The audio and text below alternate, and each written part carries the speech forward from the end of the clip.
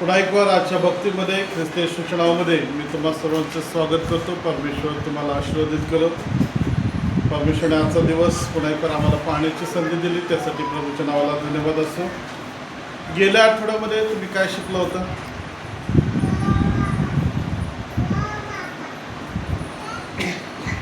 गेल्या आठवड्यात आले होते की नाही? कोण काय शिकलं होतं? कोणच नव्हतं.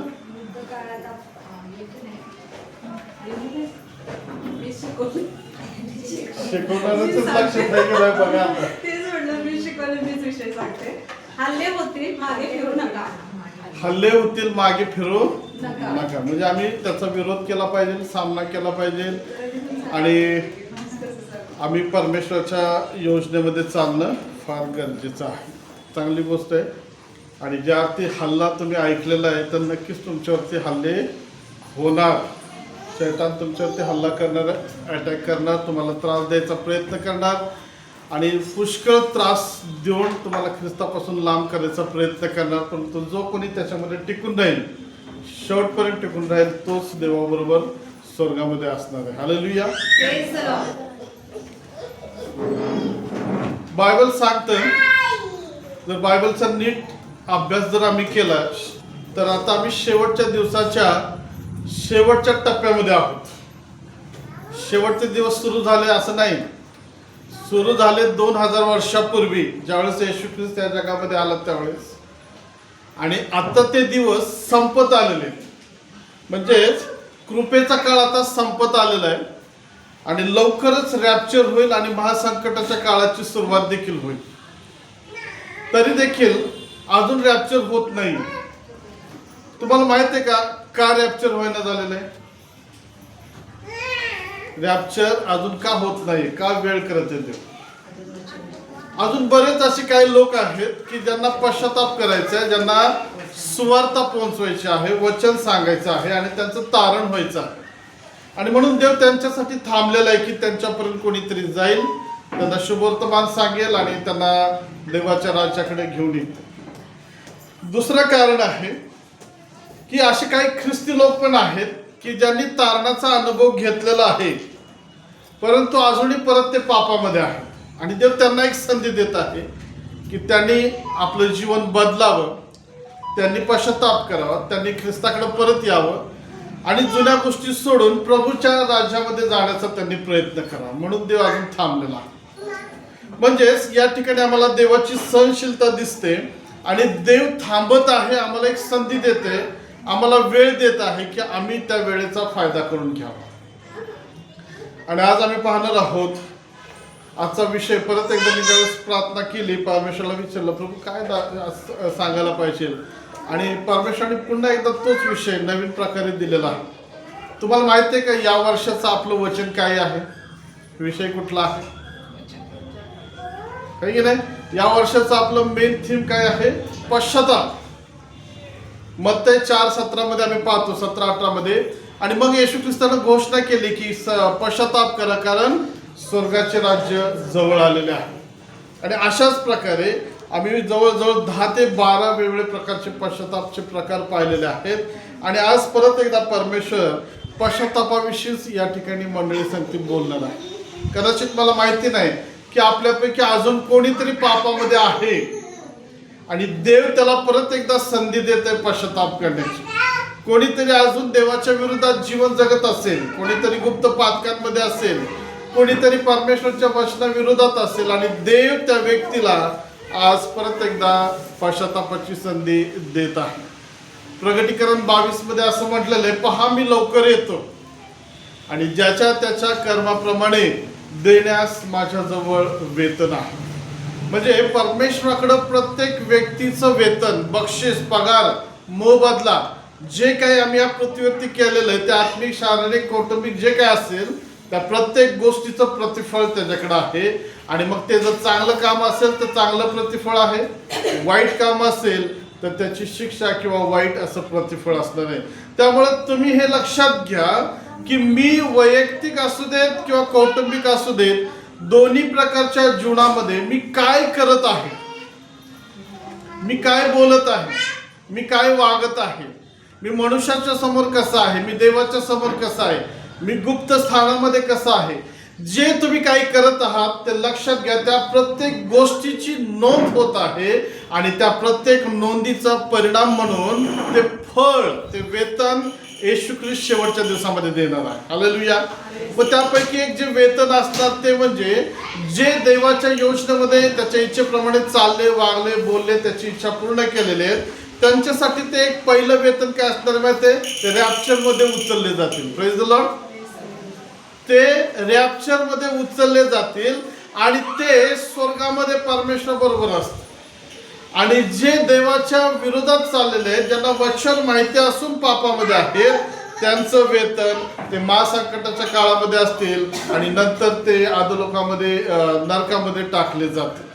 म्हणून आज तुम्हाला शिकायचं आहे, तुम्हाला समजून घ्यायचं आहे की मी कशा प्रकारचं आत्मिक, शारीरिक, कौटुंबिक आणि सामाजिक जीवन जगणं गरजेचं आहे. मग आज परमेश्वर तुमच्याशी बोलावं असं जर तुम्हाला वाटत असेल तर मनात प्रार्थना करा की प्रभू आज माझी भेट घे, आज तू माझ्याशी बोल, माझं हृदय मला दाखव, माझ्यामध्ये काही चुकीच्या गोष्टी, पापाच्या गोष्टी असेल तर मला त्या प्रगट कर. आणि जर पवित्र आत्म्याने ऐकता ऐकता प्रगट केल्यास तर आज तुम्हाला संधी आहे बदलण्याची. आज तुम्हाला चान्स आहे स्वतःला देवाच्या समोर मोकळं करून खरा पश्चाताप करण्याची. आणि जो खरा पश्चाताप करेल तोच देवाबरोबर, जर समजा आता रॅप्चर झालं तर तो उचलला जाईल. Hallelujah, hallelujah. रॅप्चर झालं तर तुम्ही उचललं जाईल याची खात्री आहे का तुम्हाला? खात्री आहे का? चेहरे सिरियस झालेत काय? खात्री पाहिजे नाही का? आपण नाही का म्हणतो, मी टाळी देऊन सांगतो, मी शपथेवर सांगतो, मी खरं सांगतो. खात्री नाही तर तुम्ही काहीच करू शकत नाही. तुम्हाला खात्री असणं गरजेचं आहे. आजचा विषय आहे खरा पश्चाताप. विषयाचं नाव आहे खरा पश्चाताप. पश्चाताप हा विषय शिकत असताना प्रश्नच पहिला येतो की पश्चाताप म्हणजे काय, कशाला पश्चाताप म्हटलेलं आहे. एक साधं उत्तर तुम्ही काय देऊ शकता का, पश्चाताप म्हणजे काय? बरं, आता तो प्रश्न समजण्यासाठी दुसरा प्रश्न आहे, तुम्ही पश्चाताप केला का? ते लगेच कसं बोलला आता, केला आहे की नाही? मग पश्चाताप केला म्हणजे नेमकं काय केलं तुम्ही? पापाची क्षमा मागणे. प्रियांनो, म्हणूनच विषयाचं नाव आहे खरा पश्चाताप. पश्चाताप म्हणजे पापांची क्षमा मागणे हे होत नाही, पापांची क्षमा नंतर येते. पश्चाताप म्हणजे काय की पवित्र आत्मा किंवा वचन किंवा संदेश किंवा देव एखाद्या व्यक्तीला आमच्यासाठी वापरतो आणि तो व्यक्ती, संदेश किंवा पवित्र आत्मा आमची पापं आम्हाला दाखवतो. आणि ज्या वेळेस ती पापं आम्हाला दिसतात, एखाद्या व्यक्तीला समजतं की हे माझं पाप आहे आणि मग तो ते कबूल करतो, होय ते पाप मी केलेलं आहे किंवा ते पाप माझ्यामध्ये आहे किंवा त्या पापामध्ये मी आहे, हे जो कबूल करतो आणि निर्णय घेतो, आता मी परत करणार नाही, आता मी त्या पापामध्ये जाणार नाही, ते पाप माझ्यामध्ये घेणार नाही किंवा त्या पापामध्ये मी जगणार नाही, मी ते सोडून देतो, त्याला पश्चाताप असं म्हटलेलं आहे. दुसऱ्या शब्दामध्ये आहे की पापापासून वळणे, पाठीमागं फिरणे.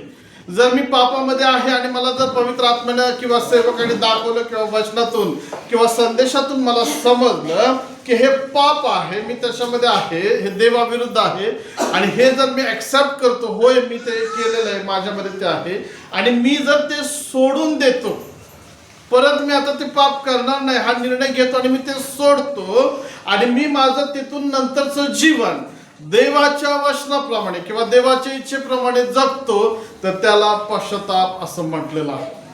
आणि मग या पापाची जी शिक्षा आहे, पश्चाताप आम्ही केलेला आहे, परंतु पापाची जी शिक्षा, पापाचं वेतन मिळतं माहिती आहे तुम्हाला, पापाची शिक्षा आहे. मग या शिक्षेपासून वाचण्यासाठी मग ज्यावेळेस तुम्ही दयेची याचना करता आणि म्हणता प्रभू मला क्षमा कर, मग ती प्रार्थना येते. कुठली? पाप क्षमेची प्रार्थना. प्रभू या पापाबद्दल जो झाडा आहे, या पापाबद्दल जी शिक्षा आहे, या पापाबद्दल जे वेतन फटके आहेत, त्या गोष्टी मला नकोत, मग तुम्हाला माहिती आहे पापाचं वेतन काही आहे? मरणदंड आहे, अर्थात आत्मिक मरण आहे, ज्याला नरकाची शिक्षा म्हटलेलं आहे. त्या शिक्षेपासून वाचवलं जाण्यासाठी ती क्षमेची केलेली प्रार्थना, त्याला क्षमेची प्रार्थना म्हटलेली आहे. म्हणून लक्षात घ्या, पश्चाताप दोन प्रकारचा आहे. एक पश्चाताप, आता हो म्हणतो मी, आता काही करणार नाही, मी पापी आहे, आणि तोच व्यक्ती दुसऱ्या दिवशी परत तेच पाप करतो, हा एक पश्चाताप आहे. आणि दुसरा पश्चाताप की दुसरा व्यक्ती म्हणतो होय ते मी पाप केलेला आहे, आणि तो सोडून देतो, आणि त्याच्यावर पुन्हा पुन्हा जरी ते प्रसंग आले तरी तो त्याच्यामध्ये टिकून राहतो आणि परत त्या गोष्टी करत नाही. जरी त्याला त्रास झाला, विरोध झाला, त्याच्यावर अटॅक जरी झाले तरी तो परत ते पाप करत नाही, सोडून दिलेला आहे. तो त्या पापाकडे बघत नाही, जात नाही, आणि तो देवाच्या इच्छेप्रमाणे चालतो. तो एक पश्चाताप आहे. आमच्या बाबतीत काय झालेलं आहे की आम्ही तो पहिला पश्चाताप नेहमीच करतो.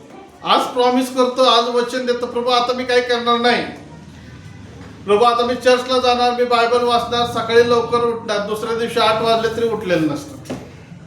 हा झालेला पश्चाताप. आणि मग कोणीतरी परत जाणीव करून दिली की परत पश्चातापाला सुरुवात करायची. मग हे परत परत परत चाललेली क्रिया आहे. आणि मग याला पवित्र शास्त्र एक सुंदर नाव देतं. काय म्हणतं माहितीये का? असे लोक कसे आहेत, हे ओकीकडे परतलेले कुत्रे आहेत. माहितीये का ओकीकडे परतलेलं कुत्र कसं असतं? म्हणजे ओकीकडे परतलेले कुत्र, मी तुम्हाला गेल्या वेळेस पण शिकवलं होतं की कुत्र काय करतं, त्याच्या पोटात दुखायला लागल्यानंतर उलटी करतं, ते घाण बाहेर टाकतं आणि फिरायला जातं. जर त्या मुदतीत त्याला काही खायला मिळालं तर ठीक, नाही मिळालं तर ते पोट रिकामं झाल्यामुळे त्याला भूक लागते, आणि मग त्याला आठवतं की आपण तिकडे ती घाण टाकलेली आहे, ते जातं आणि ते परत तीच घाण खातं.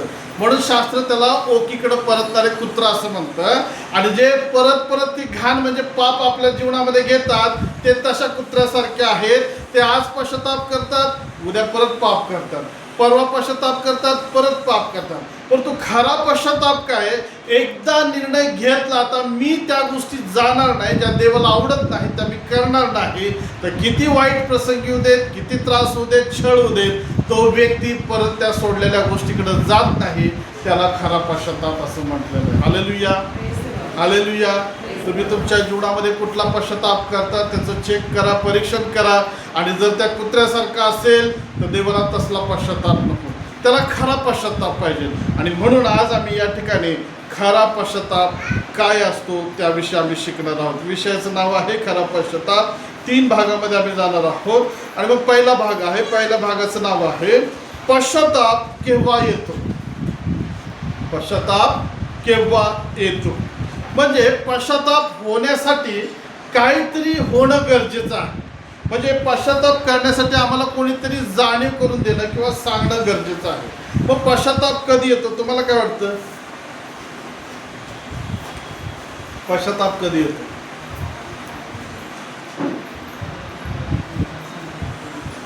मगाशीच मी तुम्हाला सांगितलं की कोणीतरी आम्हाला दाखवतं की हे पाप आहे, आणि मग पापाची जाणीव आम्हाला कोण करून देतं? पापाची जाणीव पवित्र आत्मा आम्हाला करून देतो. पापाची जाणीव आम्हाला वचन करून देतं. पापाची जाणीव देव त्याच्या सेवकाच्या द्वारे करून देतो. पापाची जाणीव परमेश्वर एखाद्या विशिष्ट माध्यमातून तो करतो. उदाहरणार्थ मला तुम्हाला सांगू द्या, शाऊल नावाचा जुन्या करारातील एक राजा होऊन गेलेला व्यक्ती माहिती आहे का तुम्हाला? आणि मग परमेश्वरने त्याला आज्ञा दिली की तू एक विशिष्ट शत्रू आहे नाही का, आणि मग तू जा आणि त्या शत्रूचा संपूर्ण मुळासकट नाश करून टाक. अमालेकी लोक बहुतेक त्यांना मारून टाक, त्यांच्या स्त्रिया, पुरुष, लहान लेकरे, शेरडं, मेंढरं काहीही जिवंत ठेवू नकोस, आणि ते सगळ्यांचा संवाद कर. शाऊल गेला, काही लोकांना मारलं, सगळं त्यांनी घेतलं, आणि सुंदर चांगले वस्त्र, काही गोष्टी, जनावरं त्याने आपल्या राजवाड्यामध्ये आणून ठेवले. आणि मग त्याच वेळेस देवाने काय केलं? एका संदेष्टाला त्या ठिकाणी पाठवलं. तुम्हाला माहिती आहे का त्या संदेष्टाचं नाव काय होतं? शमूएल. शमूएल तिथं गेला आणि म्हणतो मला ते राजवाड्यामध्ये हंबरणं आणि जनावरांचं ओरडणं ऐकायला येतं, याचा अर्थ काय? त्यावेळेस तो म्हणतो मी परमेश्वराच्या आराधनेसाठी अर्पणासाठी ते चांगली चांगली जनावरं आणून ठेवलेले आहेत. आणि मग शमूएल त्या ठिकाणी म्हणतो की परमेश्वराच्या आज्ञा पाळल्यानं जसं त्याला आनंद होतो बाकीच्या गोष्टीनं त्याला आनंद होत नाही. तू देवाच्या विरोधात पाप केलेलं म्हणजे तो आज्ञा भंग केलेला आहे. म्हणजे शौलाचं पाप दाखवण्यासाठी देवाने काय केलं, शमूएल संदेश त्याला वापरलेला. अशाच प्रकारे आमचं पाप वचन ऐकण्याच्या द्वारे, पवित्र वचनाच्या द्वारे किंवा संदेशाच्या द्वारे, परिस्थितीच्या द्वारे किंवा व्यक्तींच्या द्वारे देव प्रगट करतो. हालेलुया. तुमचा विश्वास आहे का देव अशा माध्यमांचा उपयोग करू शकतो? येस. आणि म्हणून मग हे कशासाठी माध्यम वापरले जातात की आम्हाला समजायला पाहिजे की आम्ही पापामध्ये आहोत किंवा पाप आमच्यामध्ये आहे. पापाची जाणीव होते आणि तो व्यक्ती कबूल करतो की माझ्यामध्ये ते पाप आहे, माझ्यामध्ये त्या गोष्टी आहेत. देवाला न आवडणारं ते कदाचित जीवन असेल, देवाच्या इच्छेविरोधात कदाचित ते वागणं बोलणं असतील, देवाला पसंत न पडलेले कदाचित ती फॅशन असेल, ते कपडे असतील की ज्याच्याद्वारे देवाच्या वचनाची निंदा होत असेल किंवा देवाला ते आवडत नाही. आणि या सर्व गोष्टी जर माझ्यामध्ये आहेत आणि कोणीतरी मला दाखवतो आणि त्याची ज्यावेळेस मला जाणीव होते त्यावेळेस पश्चातापाला सुरुवात होते. पश्चाताप कधी येतो? ज्यावेळेस मला समजतं की हे गोष्ट वाईट आहे, मी पापात किंवा पाप माझ्यामध्ये आहे, त्यावेळेस खरा पश्चाताप यायला सुरुवात होते. म्हणून पश्चातापाची सुरुवात जाणीव झाल्यानंतर होते. जर मी पापी आहे याची जाणीव झालीच नाही तर लोक पश्चाताप करतील का? पश्चाताप करतील? तुमच्यात पाप आहे, त्या व्यक्तीमध्ये पाप आहे हे त्याला माहीतच नाही, तो ते तशातच जगत आहे. असं जीवन तो जगत असेल, त्याला जर कोणी जाणीव करून दिली नाही, सांगितलं नाही, तर तो व्यक्ती त्या गोष्टीबद्दल पश्चाताप करू शकेल काय? नाही करू शकत. म्हणजे खरा पश्चाताप किंवा पश्चाताप कधी येतो? ज्यावेळेस आम्हाला जाणीव होते. हालेलुया. मग अशा कोणत्या गोष्टी आहेत का की ज्याची आम्हाला आता जाणीव व्हायला पाहिजे की ज्या देवाच्या विरोधातल्या आहेत? उदाहरणार्थ काय सांगू शकता का तुम्ही की हे पाप आहे आणि आता आम्हाला त्याची जाणीव झालेली आहे, आता आम्हाला ते करायचं ना? काय बोलू शकता का तुम्ही? उदाहरणार्थ काही? आता एक मी तुम्हाला लहान लहान प्रश्न सांगणार आहे, त्याच्यावर विचार करता. चर्चला न जाणे हे पाप आहे का? बायबल न वाचणे, देवाला फसवणे. मग आता याची जाणीव तुम्हाला झाली का? लक्षात येते तुमच्या? आता जाणीव झाली तरी आम्ही परत परत त्या जर गोष्टी करत असेल तर मग तो आम्ही केलेला पश्चाताप खरा आहे का खोटा आहे? लक्षात येते? आम्हाला जाणीव होणं गरजेचं आहे. उदाहरणासाठी आपण पाहूया लूक वर्तमान 15वा अध्याय आणि 18वा वचन आपण जरा वाचूया. लूक वर्तमान 15वा अध्याय 18वं वचन काय म्हणतं बघा.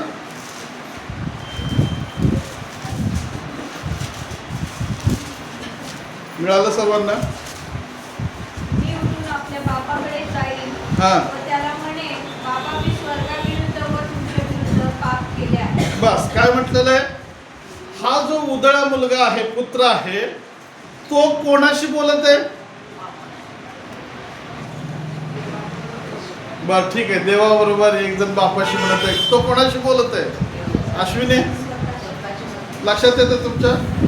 तो अजून दुसऱ्याशी नाही बोलत.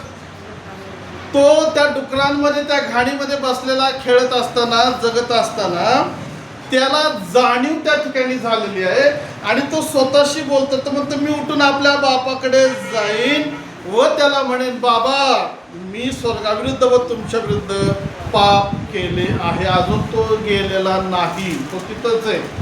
म्हणजेच त्याला काय होत आहे? त्याच्या त्या कृत्यांची ते वाईट आहे. मी स्वर्गाविरुद्ध पाप केलंय, माझ्या बापाच्या इच्छेविरुद्ध ती संपत्ती मागितलेली, या गोष्टीची त्याला जाणीव झाली की ह्या गोष्टी देवाच्या आणि बापाच्या विरोधातल्या. तिथून सुरुवात झाली. मग ती सुरुवात काय आहे? मी जाईन आणि बापाला क्षमा मागेन. जाणीव. बऱ्याच वेळा देव सेवकाच्या द्वारे, संदेशाच्या द्वारे, एखाद्या व्यक्तीच्या परिस्थितीच्या द्वारे आमच्या चुका आम्हाला दाखवतो, त्याची जाणीव करून देत असतो. आणि बऱ्याच वेळा आम्हाला जाणीव होते, परंतु आम्ही त्या सोडून देतो, दुर्लक्ष करतो. आम्ही त्या गोष्टीकडे गांभीर्याने सिरियसली बघत नाही. आठवतं पवित्र आत्मा काय करतो, आमच्या चुका आम्हाला दाखवतो, त्याची जाणीव करतो, जाणीव करून देतो, तू उलट बोलत आहेस. जाणीव करून देतो, तू चोरी करत आहेस. जाणीव करून देतो, तू वचन वाचलेलं नाहीस. ही जाणीव होत असते, तीच पश्चातापाची सुरुवात असते. परंतु देव आम्हाला संधी देतो आणि आम्ही काय करतो, त्या संधीकडे कानाडाळा करतो किंवा नाकारतो. आणि मग त्याचा परिणाम असा होतो, जाणीव झाली परंतु पश्चाताप झालेला नाही. हालेलुया. जाणीव होते, समजतं ते वाईट आहे, ते चुकीचं आहे, देवाचा आत्मा दाखवतो, परंतु कबूल करणे आणि सोडून देणे या गोष्टीकडे आम्ही दुर्लक्ष करतो आणि पुन्हा त्याच पापामध्ये आम्ही आनंद करत राहतो. परंतु लक्षात घ्या, त्याचा परिणाम नंतर फटके, शिक्षा, आजारपण, शाप किंवा मरणाची शिक्षा किंवा वेगवेगळ्या प्रकारचं टेन्शन हे शिक्षा रूपानं त्या व्यक्तीच्या जीवनामध्ये येतं. काही आजार असे आहेत की जे व्हायरसमुळे झालेले नाहीत, इन्फेक्शनमुळे झालेले नाहीत, तर काही व्याधी आजार अशामुळे आहेत की पश्चाताप न केल्यामुळे त्या माणसाच्या शरीराला चिटकून बसलेला आहे. Hallelujah, hallelujah. एका ठिकाणी मी साक्ष वाचले, ऐकली, तिथं असं लिहिलं होतं की एक विश्वासदारी बहीण, जवळजवळ तिचं लग्न होऊन 17-18 वर्ष झालेले आहेत, प्रार्थना करणारी, विश्वासदारी, चांगली देवाबरोबर चालणारी बहीण. आणि काही दिवसानंतर अचानक तिचे हे जे हाताची बोटे आहेत हे हळूहळू वाकडी झाले आणि तिला त्या बोटांचा त्रास होऊ लागला. तिला बोट उघडताना त्रास व्हायचा, हाताने काहीतरी उचलताना त्रास व्हायचा. आणि पुष्कळ प्रार्थना केल्या, उपचार केले, निदान झाले, डॉक्टर केले, परंतु कशातही तिला यश आहे. वैतागली ती, काय करायचं.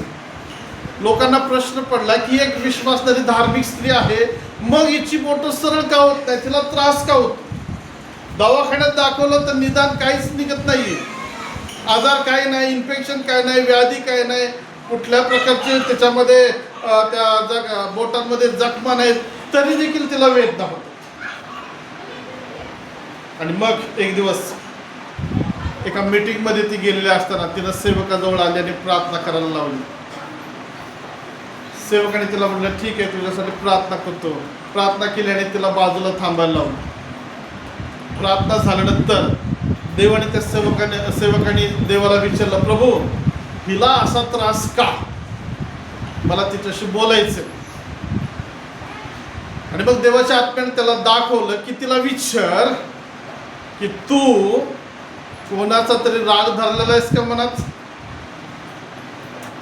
आणि मग देवाचा सेवक तिच्याशी बोलत असताना त्याने विचारलं, सिस्टर, असा तुमच्या जीवनात एक व्यक्ती आहे की ज्याला तुम्ही क्षमा केलेली नाही आणि त्याचा राग तुमच्या मनात आहे का कोण असं.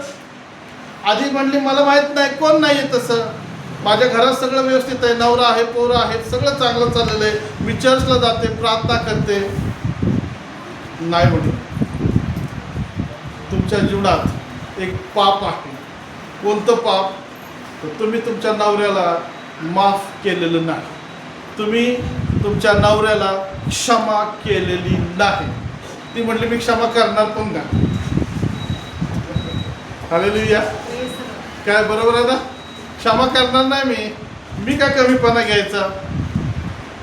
का क्षमा करणार नाही माहिती आहे, कारण 17 वर्षापूर्वी तिला समजलं होतं की तिच्या नवऱ्याचं बाहेर अफेअर चालू आहे, परंतु बोलायचं कसं, भांडण होतील, संसार तुटेल या भीतीनं ती काय केलं, कुणाजवळ काय बोलली नाही, परंतु त्याच्याविषयी राग धरून त्याच्याविषयी तिच्या मनामध्ये फार असं मन कठीण झालं. आणि त्याचा परिणाम तिच्या शरीरावर होत होता. सेवकाने सांगितलं, त्याचे पाप त्याच्याकडे मोजू देत देवाला, तू तुझं काम कर. कशाची, क्षमा करण्याची आणि पश्चातापाची. तिला ते जड वाटायला लागलं, मी माझ्या नवऱ्याला क्षमा करावी का, तो एवढ्या मोठ्या पापामध्ये आहे. सेवकाने सांगितलं, तुझ्या पापांची देवाने क्षमा केली ना, तू तुझ्या नवऱ्याला क्षमा कर. हालेलुया. पश्चाताप कर की तू चुकलेली आहेस. रागानं घरी आली ती, परंतु मनामध्ये ते विचार चालू होते. देवाचा आत्मा त्याला सांगत होता की तू चुकीचं करत आहे, तू एक विश्वासधारी आहेस, परंतु तू पाप करत आहेस. आणि शेवटी असं झालं की ती गुडघ्यावर बसली, रडली आणि रडत रडत तिनं प्रार्थना केली, प्रभू मी माझ्या नवऱ्याला क्षमा करते येशूच्या नावात, आणि मी पश्चाताप करते, मला क्षमा कर, कारण मी त्याच्याविषयी राग धरलेला. मी त्याच्याशी भांडत नव्हते, परंतु मनामध्ये त्याच्याविषयी वाईट विचार करत होते. तिने आपलं मन देवाच्या समोर मोकळं केलं आणि ती हात जोडून प्रार्थना करत असताना ज्यावेळेस तिने डोळे उघडले, तिच्या लक्षात आलं की माझी बोटे सरळ झालेली आहेत आणि मी हात जोडून रडून प्रार्थना करत आहे. हालेलुया. कधी बोट सरळ झाले होते तिचे? ज्यावेळेस तिला जाणीव झाली मी माझ्या नवऱ्याविरुद्ध बोलत आहे, वागत आहे, ते पाप आहे याची जाणीव झाली तिला, आणि तिनं क्षमा केली. देवाच्या जवळ आपल्या चुकींची क्षमा मागितली आणि तिचे शारीरिक व्याधी निघून गेलेले आहेत. दुसरा चमत्कार असा झाला, त्याच आठवड्यात तिचा नवरा एकदा तिच्या जवळ आला आणि म्हटला मला तुझ्याशी बोलायचंय. मनात म्हणते आता एवढे वर्ष झालं, संपलं, आता म्हातारं आलं, आता काय बोलणार, आता काय याला बोलायचं. पण एक वचन, एक मन तिला सांगत होतं, तू बोलू नकोस, क्षमा केलेली आहेस ना, पश्चाताप केलेला आहेस ना, परत चुकीच्या गोष्टी करू नका. आणि मग ती म्हणली बोला, मी ऐकायला तयार आहे. आणि अचानक त्यानं गुडघ्यावर आला, तिच्यासमोर हात जोडल्याने म्हटला 17 वर्ष झालं मी तुला फसवत होतो, एका स्त्री संगती माझे गैरनाते संबंध होते, परंतु ह्या आठवड्यामध्ये मला असं जाणवायला लागलं काहीतरी व्हायला लागलेलं आहे आणि मी आता पश्चाताप करत आहे. मी निर्णय घेतला, त्या स्त्रीला मी सोडून दिलेला. हालेलुया. तो म्हटला मी त्या स्त्रीला सोडलेला आहे, मला क्षमा कर, मी तुला आणि देवाला फसवलं. दोघं रडले त्या ठिकाणी, दोघं रडले आणि दोघांनी एकमेकाला क्षमा केली आणि त्या ठिकाणी खरा पश्चाताप झाला आणि त्या दोघांच्या जीवनामध्ये परमेश्वराच्या वचनाचं कार्य झालं. हालेलुया. देवाच्या प्रिय लोकांनो, पश्चाताप नुसता पश्चाताप नाही, त्याच्यामध्ये आम्हाला जाणीव होणं गरजेचं आहे. दुसरं एक उदाहरण आपण पाहूया. नेहम्याचं पुस्तक जुन्या करारामध्ये आहे. नेहम्या याचा पहिला अध्याय आणि 6वं वचन आपण वाचूया. 6 आणि 7. नेहम्याचं पुस्तक जुन्या करारामध्ये उत्पत्ती निर्गम माहिती आहे का तुम्हाला? वचन पहिला अध्याय 6 आणि 7 मोठ्याने वाचायचं. तुझे सेवक इस्रायल लोक त्यांच्यासाठी मी तुझा दास यावेळी रात्रंदिवस प्रार्थना करत आहे की कान देऊ नये व डोळे उघडून पहा. आम्ही इस्रायल लोकांनी तुझ्या विरुद्ध पातकी केली आहे, ती मी कबूल करतो. मी व माझ्या बापाच्या घराण्याने पातक केले आहे. आम्ही तुझ्या समोर अतिशय दुर्वर्तन केले आहे आणि तू आपला सेवक मोशे ह्याला विहित केलेल्या आज्ञा, नियम व निर्णय आम्ही पाळले नाही. हालेलुया. तुमच्या लक्षात येतंय का काय झालेलं आहे? नेहम्या राजाच्या दरबारामध्ये काम करत असताना येरुशलेम मधून एक व्यक्ती आला आणि तो म्हणतो की येरुशलेमचे तट पडलेले आहेत, जाळलेले आहेत, लोकांना बंदिवासामध्ये घेऊन गेलेले आहे. आणि मग तो रडत आहे त्या ठिकाणी आणि तो त्या रडताना प्रार्थना करताना ती ही प्रार्थना आहे. आणि त्याला तिथं काय जाणीव झालेली आहे, तो काय म्हणतो माहिती आहे का? मी व माझ्या बापाच्या घराण्याने पातक केले आहे. त्याला जाणीव झाली. प्रियानो, जाणीव होणं फार गरजेचं आहे आणि जाणीव झाल्याशिवाय आम्ही खरा पश्चाताप करू शकत नाही. म्हणून वचन ऐकताना, वचन ऐकण्यासाठी चर्चमध्ये यायचं आहे की देव माझ्याशी बोलतो, कदाचित माझं पाप दाखवत असेल, कदाचित मला क्षमा मागण्याची संधी देत असेल, कदाचित माझ्याशी तू काहीतरी हितगुज बोलत असेल, म्हणून आम्हाला चर्चमध्ये येऊन वचन ऐकायचं आहे. संदेशाच्या द्वारे देव आमच्या गोष्टी प्रगट करतो, देव आम्हाला दाखवतो. वैयक्तिक वचन वाचताना वचन आम्हाला आमचा आरसा दाखवतं, आम्ही काय चीज, कुठल्या प्रकारचे विश्वासणारे आहोत आणि आम्हाला देवाच्या समोर उभं राहायचं. म्हणून लक्षात घ्या, पहिला मुद्दा आम्हाला शिकायचा आहे की आम्हाला आमच्या पापाची जाणीव होणं गरजेचं आहे. खरा पश्चाताप केव्हा येतो? ज्यावेळेस आम्हाला जाणीव होते. हालेलुया. मग तुमच्यामध्ये काय पाप आहे याची तुम्हाला आता जाणीव झाली का? हालेलुया. आता माझ्याकडे बघा, तुमच्यामध्ये आता काही पाप आहे, पवित्र आत्मा तुम्हाला त्याची जाणीव करून देतो का? काही गुप्त गोष्टी आहेत का? गुप्त सवयी आहेत का? व्यभिचार आहे का? खून आहे का? मारामारी, शिव्या, तंबाखू, मिसरी आणि वेगवेगळ्या प्रकारचे वाईट संगती आहे का? देवाला फसवणं आहे का? वचनाच्या विरोधात बोलणं आहे का? पती पत्नींमध्ये नातेसंबंधामध्ये खोटेपणा आहे का? घरात एक बाहेर एक असं प्रकारचं काही जीवन आहे का? वचन वाचतो परंतु अनुकरण नाही असं काही जीवन आहे? हे काही पाप असतील तर आज तुम्हाला त्याची जाणीव होत असेल तर मग आम्ही दुसऱ्या मुद्द्यामध्ये आम्ही जातो. दुसरा मुद्दा आहे पश्चातापाची कृती. दुसरा मुद्दा काय आहे? पश्चातापाची कृती. मग आम्हाला पापाची जाणीव झाली तर आता आम्हाला पश्चातापाची कृती करायचंय, काम करायचं. आम्हाला पश्चाताप करायचंय, त्याचं काम करायचं आहे. काय काम आहे? मग परत एकदा आम्ही त्या वचनाकडे जातो. मग आम्हाला माहित आहे की तो उधळा पुत्र काय म्हटला? हालेलुया. उधळा पुत्र काय म्हटला? मी उठून आपल्या बापाकडे जाईन. आणि तसाच बसला का तिथं? मग आम्हाला शास्त्र सांगतं नंतर वचन असं म्हटलेलं आहे की तो आपल्या बापाकडे गेला आणि बाबाला जाऊन भेटला आणि काय म्हणतो? बाबा, मी स्वर्गाविरुद्ध आणि तुमच्या विरुद्ध पाप केलेला आहे. ही एक कृती आहे, ही प्रामाणिकपणेची कृती आहे. कधी कधी पश्चाताप करताना देवाची इच्छा आहे की आम्ही देवाला कबूल करत असताना आम्ही मनुष्यासमोर देखील कबूल करू. हालेलुया. आता तुम्ही म्हणाल मग आमच्या गुप्त गोष्टी आम्ही काही माणसांना सांगत बसायच्या का? तुम्हाला काय वाटतं? सांगायला पाहिजे का नाही? सांगायला पाहिजे का नाही? पापाच्या गोष्टी आम्ही एकमेकांना पश्चातापामध्ये सांगायला पाहिजे का नको? शास्त्र म्हणतं तुम्हाला आरोग्य असावे, तुम्ही निरोगी असावे म्हणून नव्या करारामध्ये शिकवलेल्या पत्रांमध्ये तुम्ही निरोगी असावे म्हणून आपली पातके एकमेकांच्या जवळ कबूल करा. हालेलुया. पश्चाताप ही जी कृती आहे ती कृती काय दर्शवते? आम्ही आमचं पाप सांगायला पाहिजे. एवढंच म्हणायचं नाही प्रभू मी पापी, मला क्षमा कर, विषय संपला. तू तुझ्या मार्गात, मी माझ्या मार्गात. असं आहे का?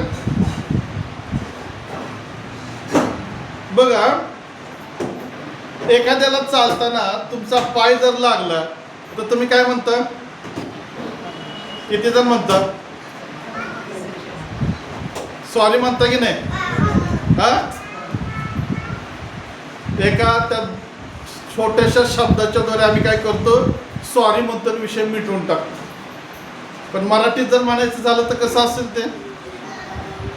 हा, मला क्षमा करा. एवढं बोलायला मला त्रास होतो, आहे की नाही? तसं देवाला काय म्हणतो? देवा मी पापी आहे, बस संपला विषय. प्रियानो, खरा पश्चाताप कृतीमध्ये असतो. आणि मग तो उधळा पुत्र काय म्हणतो? बाबा, बघा वचन 20 मध्ये, लूक 15:20 मध्ये शास्त्र म्हणतं मग तो उठून आपल्या बापाकडे गेला. ह्याला म्हटलेलं आहे कृती करणे, पश्चातापाची कृती. मग वचन 21 मध्ये म्हटलेलं आहे मुलगा त्याला म्हणाला, मुलगा बापाला म्हणाला, बाबा मी स्वर्गाविरुद्ध व तुमच्या दृष्टीने पाप केले आहे. हालेलुया. हालेलुया. पश्चातापाची कृती काय आहे? त्या पापाचा उल्लेख करणे. काय मी पाप केलेलं आहे ते देवाला, आणि जर तुझं सेवक असेल किंवा एखादी विश्वासणारी व्यक्ती आहे धार्मिकतेमध्ये चालणारी, त्या व्यक्तीच्या समोर कबुली देणे फार फार गरजेचं आहे. खऱ्या पश्चातापाची कृती आम्हाला आमचं पाप देवाच्या जवळ कबूल करायचं. मग आता परत आम्ही नेहम्यामध्ये येतो. पहिला अध्याय 6व्या वचनामध्ये काय म्हटलंय? आम्ही इस्रायल लोकांनी तुझ्या विरुद्ध पातके केले आहे ते मी कबूल करतो. मी व माझ्या बापाच्या घराने पातक केलं. आता तो पातक केलं याची कबुली देत असताना वचन 7 मध्ये काय म्हणतो बघा? आम्ही तुझ्या समोर अतिशय दुर्वर्तन केलेलं. पापाची कबुली, खरा पश्चाताप काय आहे? काय पाप केलं तो देवाला सांगतो. तो पहिलं पाप काय म्हणतो? अतिशय दुर्वर्तन केलेलं आहे. दुर्वर्तन म्हणजे काय हो? दुर्वर्तन. लांबचं वर्तन काय? दूर. वर्तन म्हणजे काय? वर्तन म्हणजे आमची वागणूक, आमची जीवनशैली, जगण्याची पद्धती. आणि याला तिथं शब्द लावलाय गैर, म्हणजे चुकीचं वर्तन, चुकीचं वागणं. मग या चुकीच्या वागण्यामध्ये देवाविरोधातल्या गोष्टी येतात, देवाच्या इच्छेविरोधातलं जीवन येतं, देवाच्या इच्छेविरोधातलं वागणं, बोलणं, खाणं, पिणं, कपडे, नातेसंबंध, ज्या गोष्टी देव निश्चित करतो त्या प्रत्येक गोष्टी त्या गैरवर्तनामध्ये येतात. मग चर्चला न येणं हे देखील गैरवर्तन आहे. देवाच्या वचनावर अविश्वास ठेवणं हे देखील गैरवर्तन आहे. सेवकाचा अपमान करणे गैरवर्तन आहे. देवाच्या आत्म्याच्या विरोधात बोलणं हे देखील गैरवर्तन आहे. म्हणजे गैरवर्तनामध्ये बऱ्याच पापांचा समावेश आहे. आणि नेहमी म्हणतो तसलं वर्तन आम्ही केलेलं आहे. हालेलुया. मग पुढं तो काय म्हणतो? आणि तू आपला सेवक मोशे यास विहित केलेल्या आज्ञा, नियम आम्ही व निर्णय आम्ही पाळले नाहीत. हालेलुया. त्यानं काय पाप केलेलं आहे त्याचं वर्णन तो आपल्या प्रार्थनेमध्ये करतो. तो काय म्हणतो? आम्ही मोशेच्या द्वारे तो आम्हाला जे आज्ञा दिलेल्या आहेत त्या आज्ञा आम्ही पाळल्या नाही. हालेलुया. आता माझ्याकडे बघा. प्रश्न असा आहे, आम्ही देवाच्या वचनाप्रमाणे आज्ञा पालन करतो का?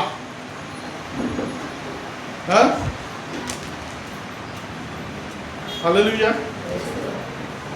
प्रबोधन घेतलं तुम्ही? प्रबोधनचा तो अध्याय जो आहे ना, 1 कोरिंथ 11 अध्याय, त्याच्यामध्ये एक वचन आहे 23 का 24 मध्ये, जर तुम्ही ही भाकर खाता व हा प्याला पिता तर त्या संबंधाने तुम्ही खाल्ल्यामुळे तो येईपर्यंत त्याच्या मरणाची तुम्ही घोषणा करता. हालेलुया. प्रबोधन खाल्ल्यानंतर ज्यावेळेस तुम्ही घरी जाता, काय या वचनाप्रमाणे तुम्ही घोषणा करता का? म्हणजेच आज्ञेचं पालन आहे. देवाची इच्छा आहे की तुम्ही वचनाची घोषणा, म्हणजे हे शरीर कशासाठी मोडलं गेलेलं आहे हे तुम्हाला लोकांना जाऊन सांगायचं आहे. तर ही एक आज्ञा आहे. मत्तई 28 आणि मार्क 16 मध्ये सांगितल्याप्रमाणे की जाऊन संपूर्ण सृष्टीला सुवार्तेची घोषणा करा. या आज्ञेचं आम्ही पालन करतो का? हालेलुया. किती वेळा प्रबोधन घेतलं महिन्यातून? 4 वेळा. 4 वेळा प्रबोधन घेतो दर आठवड्याला. तर दर आठवड्याला आम्ही किती लोकांना शुभवर्तमान सांगतो? सांगितलं का? प्रामाणिकपणे कबूल कर. नाही सांगत. नेहमी तेच म्हणतो, मोशेच्या द्वारे तो आम्हाला दिलेल्या आज्ञा आम्ही पाळल्या नाहीत प्रभू. मोशेच्या द्वारे आज्ञा दिलेला मी त्याचा उल्लेख केला नाही. मी फक्त तुम्हाला प्रबोधनचं सांगितलेलं आहे. मोशेच्या द्वारे सांगितलेल्या नियमशास्त्राच्या आज्ञा इतक्या भयंकर आहेत, त्या जर पाळायच्या म्हणलं तर आम्ही पाळू शकत नाही. परंतु देवाची इच्छा आहे आम्ही त्याचं आज्ञा पालन करणं गरजेचं आहे. मनात कपट धरणे पाप आहे का चांगलं आहे? एखाद्याविषयी कुरकुर करणे, एखाद्याविषयी चुकीचं सांगणे, मनामध्ये तिरस्काराची भावना ठेवणे. वर आता जो प्रबोधनला सध्या चांगला झाला नाही का, दिखावपणा, वर पांगी, वर धार्मिकतेचं हॅलो प्रेज लॉर्ड हातात हात द्यायचं आणि ती व्यक्ती बाजूला झाली की त्याची निंदा करायची. मग हे चांगलं आहे का? चांगलं आहे? पाप आहे. नेहमी तेच म्हणतो प्रभू, ते दुर्वर्तन मी आणि माझ्या बापाच्या घराण्याने केलेलं आहे. पश्चातापामध्ये तुम्ही जे ऍक्च्युअल पाप करत आहात आणि हे पाप तुम्हाला नरकात घेऊन जात असेल आणि जर तुम्हाला वाचायचं असेल तर याची घोषणा, म्हणजे ते जसंच्या तसं देवाच्या समोर सांगणं गरजेचं आहे. मग त्यानं तेच केलं. पहिलं काय केलं तर म्हणतो आम्ही, म्हणजे मी आणि माझ्या बापानं आणि आमच्या घराण्यानं आज्ञा पालन केलेलं नाही. लक्षात घ्या, आज्ञा पालन न करणे हे शापाला आमंत्रण देणं आहे. Praise the Lord. पहिल्या पती पत्नींनी आज्ञा मोडली आणि ते शापित झालेले आहेत. देवाच्या प्रिय लोकांनो, देवाच्या आज्ञा हलक्यात घेऊ नका. काय होत नाही, सकाळी पाप केले, संध्याकाळी झोपताना पश्चाताप करतो, परत सकाळी उठताना पाप करतो. नाही, आज्ञा पालन आमच्यासाठी फार गरजेचं आहे. आणि आज्ञा आम्ही जर मोडत असेल तर आम्हाला देवाला ते सांगणं तितकंच गरजेचं. मग पुढे म्हणले, तुझे नियम आणि तुझे निर्णय आम्ही पाळले नाहीत असं तो म्हणतो. नियम म्हणजे काय? शिस्त. देव वचनाच्या द्वारे आम्हाला शिस्त लावतो. नियम, असं करा, तसं करा, हे करा, ते करा, हे करू नका. हे ज्या गोष्टी आहेत त्या गोष्टी आमच्यासाठी फार महत्वाच्या आहेत. मला परत परत तुम्हाला आठवण करून द्या, जगाचे रीतिरिवाज, रूढी, परंपरा बायबलच्या विरोधातले नियम आहेत. जर तुम्ही त्याच्यामध्ये जात असाल तर तुम्ही देवाचे नियम मोडत आहात. परीक्षण करा, मी देवाच्या नियमाच्या बाहेर आहे. आणि मग दुसरं शेवटचं म्हणलंय, निर्णय. निर्णय म्हणजे देवाने कळवलेली इच्छा आम्ही पाळली नाही. मग तुमच्यासाठी वैयक्तिक प्रत्येकासाठी देवाची इच्छा वेगवेगळी आहे. मग मी देवाच्या इच्छेप्रमाणे चालतो का? हालेलुया. जर तुम्ही देवाच्या इच्छेने चालत नाही आणि जर तुमचा असा विश्वास आहे की मी एक धार्मिक आहे, तर लक्षात घ्या, तुम्ही स्वतःला फसवत आहात. तुम्ही देवाच्या राज्यात स्वर्गात जाऊ शकत नाही. मत्तय 7वा अध्याय काढा, 21 आणि 22 वचन काय म्हणतो बघा. मत्तयचं पुस्तक 7वा अध्याय 21 आणि 22. मला प्रभूजी प्रभूजी असे म्हणणाऱ्या प्रत्येकाचा प्रवेश स्वर्गाच्या राज्यात होईल असे नाही. हा, तर जो माझ्या स्वर्गीय पित्याच्या इच्छेप्रमाणे वागतो त्याचा होईल. परत एकदा ते अर्धवळ वाचा. तर जो माझ्या स्वर्गीय पित्याच्या इच्छेप्रमाणे वागतो, असं कोण म्हणतं? येशू काय सांगतो लक्षात घ्या. जो माझ्या स्वर्गातील पित्याच्या इच्छेप्रमाणे चालतो, म्हणजेच जो कोणी पित्याच्या निर्णयाला मान्य करून चालतो, देवाची इच्छा पूर्ण करतो, त्याचा स्वर्गाच्या राज्यात प्रवेश होईल. हालेलुया. जो देवाच्या इच्छेप्रमाणे चालत नाही तो कुठं जाईल? तुम्हाला कुठं जायचंय? लक्षात येतं, तुमच्या सहजासहजी स्वर्गात जाणं होत नाही. तुम्ही सहजासहजी इथं बसून चंद्रावर फिरून याल, स्वर्गात जाणं होणार नाही. फार कडक नियम आहे तो, शिस्त आहे. देवाची इच्छा आम्हाला माहित आहे. मग तुम्हाला देवाची इच्छा माहित आहे का? सांगा बरं, काय काय देवाची इच्छा तुम्हाला माहित आहे? बरं, त्याच्या आज्ञेप्रमाणे राहणे देवाची इच्छा. बायबल वाचून येणे. अजून एवढीच आहे का? रोजच्या जीवनात देवाची इच्छा काय आहे की नाही? रोमक्रसपत्र 12वा अध्याय पहिली 2 वचनं काय सांगतं बघा. दुसरं वचन, रोमक्रसपत्र 12वा अध्याय काय म्हटलं त्या ठिकाणी?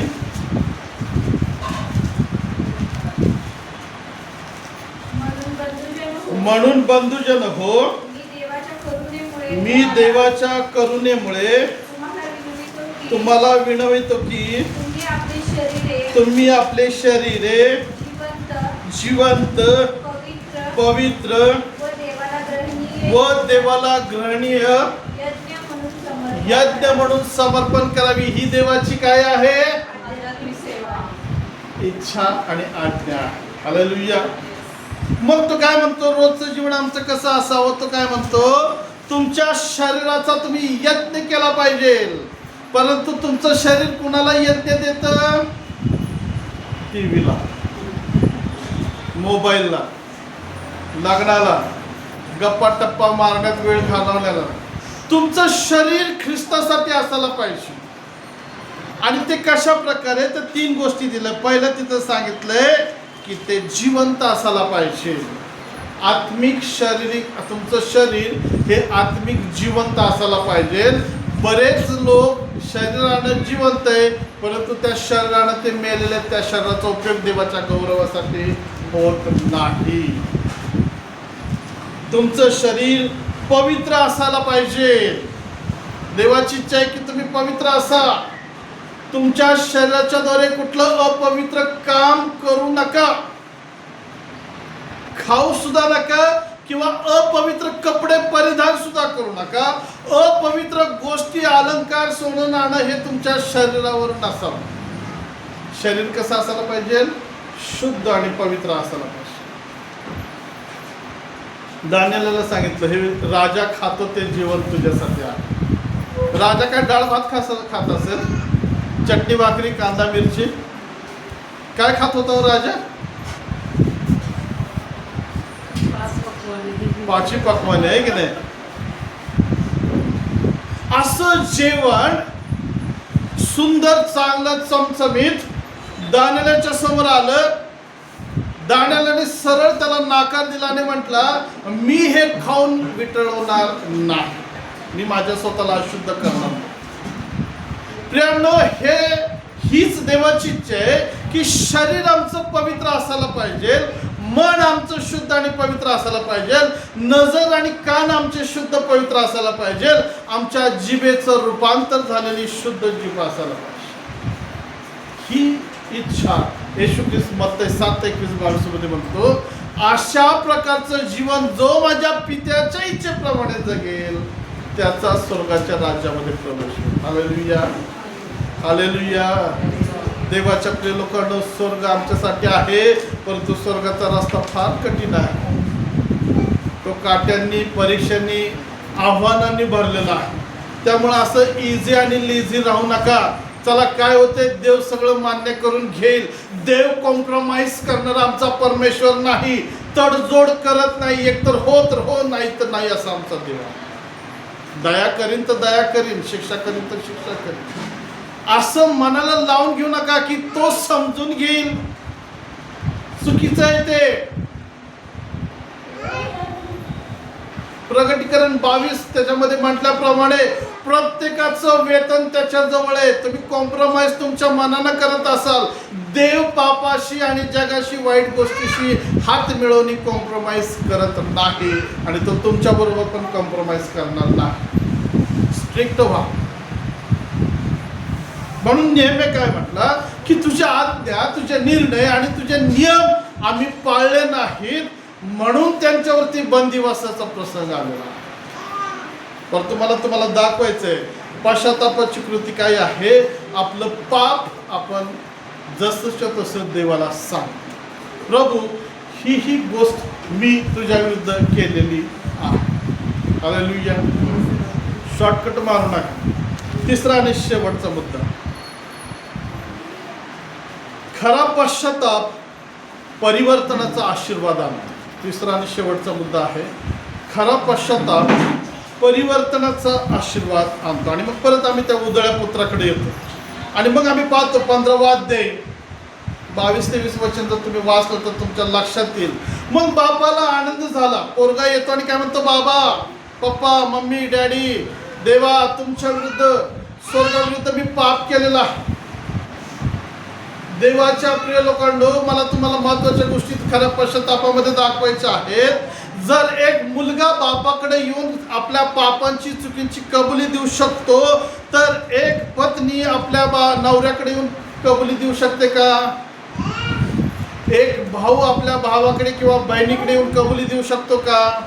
एक आई वडील आपल्या लेकरांकडे येऊन कबुली देऊ शकतात का? एक आमचं नातेसंबंधामध्ये चुकीच्या गोष्टी घडत असेल तर एकमेकांना आम्ही येऊन सांगू शकतो का, मी तुझ्या विरुद्ध बोललो, पाप केलेलं आहे, देवाविरुद्ध पाप केलंय, मला क्षमा कर? होऊ शकतं का? असं होऊ शकतं? शास्त्र म्हणतं मंदिरात ज्यावेळेस तू दान देण्यासाठी जातोस त्यावेळेस तिथंच थांब. काय कर? तुझं दान वेदीवर अर्पण करू नकोस. पहिला आपल्या भावाकडे जा, तिथं त्याच्याशी समेट कर आणि मग तुझं दान तिथं चर्चमध्ये घेऊन. प्रियांनो, समेट केल्याशिवाय, खरा पश्चाताप केल्याशिवाय तुम्ही जर चर्चमध्ये येऊन आराधना, उपासना, बायबल वचन आणि सेवा करत असेल तर देव ती मान्य करणार नाही. तो काय म्हणतो, आधी तू भावाकडे जा आणि त्याची हात मिळवणी कर, समेट कर, म्हणजे पश्चाताप कर, तू त्याला क्षमा कर किंवा क्षमा माग, एकमेकांची क्षमा करा आणि मग माझ्या दारामध्ये या. पण होतंय काय माहितीये का, आम्ही क्षमा न करताच चर्चमध्ये येतो. हालेलुया. प्रबोधनच्या वेळेलाच आम्ही तेवढंच गुडघे टेकतो किंवा रडतो आणि पश्चाताप करतो, परंतु तो प्रबोधनसाठी तेवढ्या पुरताचा पश्चाताप मर्यादित नको या देवाला. तो खरा पश्चाताप कुठला, जो आशीर्वाद आहे. हालेलुया. आणि मग बापाने सांगितलं, जाहीर केलं, माझा मुलगा मेला होता, जिवंत झालेला आहे, हरवला होता, तो पुन्हा आलेला आहे आणि आपण त्याच्यासाठी आनंद करू. मेजवानी झाली, त्याला चांगले कपडे घालण्यात आले, चप्पल देण्यात आली, त्याच्या बोटांमध्ये रिंग घालण्यात आली आणि त्या ठिकाणी आनंद उत्सव करण्यात आलेला. Praise the Lord. हालेलुया. ज्याच्या जीवनात पश्चाताप नाही, कुठला पश्चाताप, खरा पश्चाताप नाही, त्याच्या जीवनात आनंद कधीच येत नाही. जी व्यक्ती पश्चाताप टाळाटाळ करते, जी व्यक्ती पश्चातापाला इन्कार करते, नाकार करते, लक्षात घ्या, त्या व्यक्तीच्या जीवनात आनंदाचे प्रसंग कधीच येत नाही. परंतु उजळ्या पुत्राला आनंद मिळाला. हालेलुया. बाप म्हणला, या मेजवानी करूया त्याच्यासाठी. बाप म्हणला, त्याला चांगलं स्वच्छ धुवा, त्याला चांगले कपडे घाला, आनंद येतो. बापाने सांगितलं त्याला जोडे द्या, आनंदाचे क्षण येतो.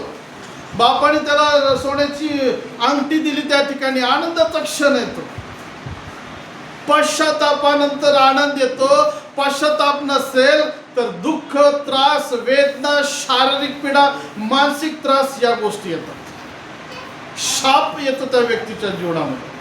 मग आता प्रश्न असा पडेल, मग आता मी नवऱ्याच्या जवळ जाऊन कबुली द्यायची आणि मारलं त्यानं तर मग काय करायचं? बायको समोर जाऊन कबुली द्यायची आणि तिनं कानफटात मारली तर काय करायचं? हालेलुया. तुम्हाला काय वाटतं, करायला पाहिजे की नाही करायला पाहिजे? हा, हालेलुया. नंतरचा परिणाम काय, तर देवावर सोपवा. पवित्र आत्मा जर म्हणत असेल जा आणि तिथं कबुली दे, तर तुम्ही देवाचं ऐका, देव तुमचं संरक्षण करेल. हालेलुया. जावा आणि नवऱ्याला सांगा, तुझ्या पाकिटातले पैसे 100 रुपये मी चोरले होते. नवऱ्याला राग येईल, पण देवाच्या समोर तुम्ही नीतिमान ठरता. हालेलुया. बायकोला, शेजारच्याला, घरातल्याला सांगा, तुमच्या विरुद्ध मी पाप केलेला आहे, तर तुम्हाला क्षमा करा. मी देवाजवळ क्षमा मागतो, तुमच्याजवळ क्षमा मागतो.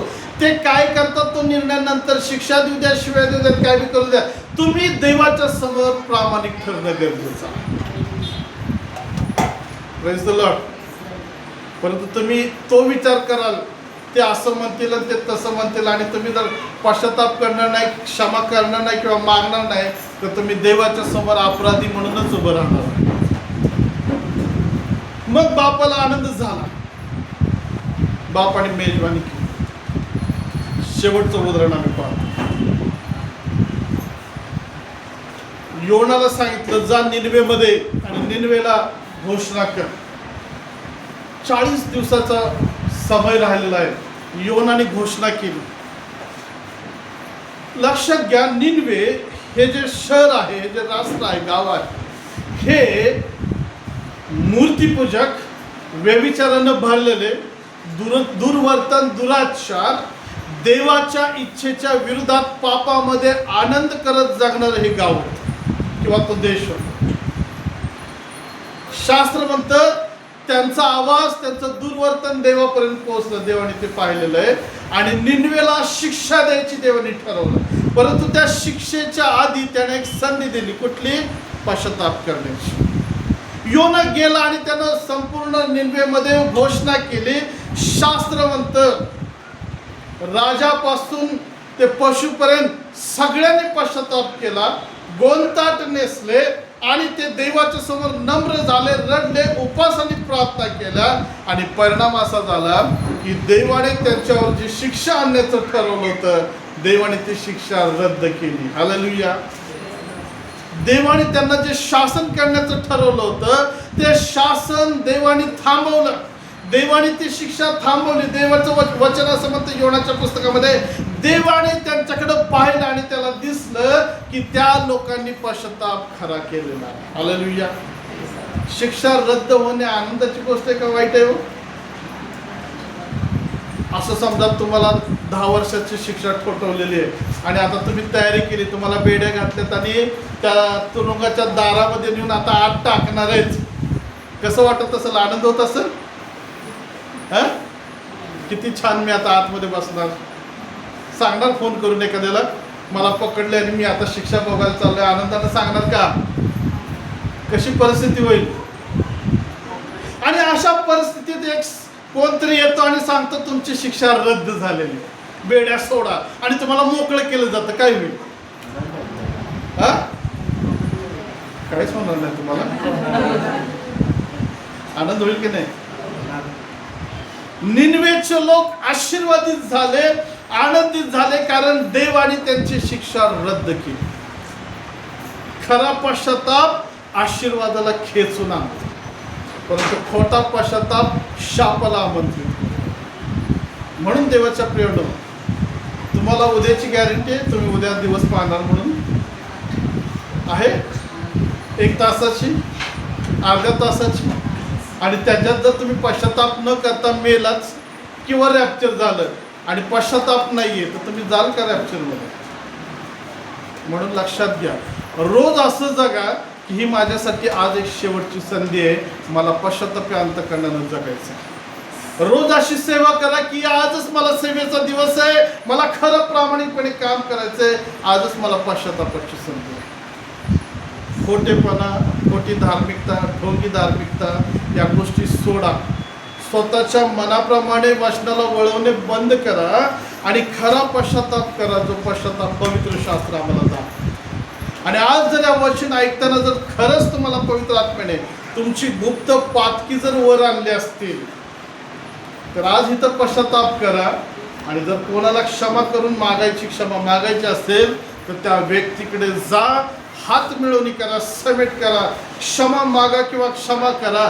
देवाच्या समोर या, देवाला क्षमा मागा आणि सांगा, प्रभू मी खरा पश्चाताप करतोय, परत मी त्या पापाकडे जाणार नाही. या प्रेरणा आपण आपल्या जागेवरती उभं राहूया. मी तुम्हाला एक थोडा वेळ देतो. आपले डोळे बंद करा, आपलं तोंड उघडा आणि खरा पश्चाताप.